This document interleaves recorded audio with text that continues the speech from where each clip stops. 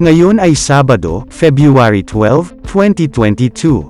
Ang update natin ngayon ay ang tungkol sa ating performance-based bonus. At narito na ang mga karagdagang schools na meron ng PBB 2020.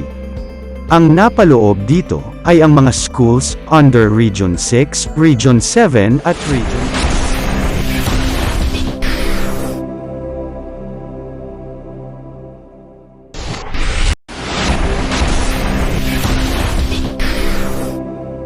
Magandang araw po sa lahat. Ngayon ay Sabado, February 12, 2022. Ang update natin ngayon ay ang tungkol sa ating Performance-Based Bonus o PBB for Fiscal Year FY 2020 para sa mga qualified applicants. Congratulations talaga sa inyo mga kaguro na meron ng Special Allotment Release Order o included sa listing. At narito na ang mga karagdagang schools na meron ng PBB 2020. Ang napaloob dito ay ang mga schools under Region 6, Region 7 at Region 9. Halina't ating alamin.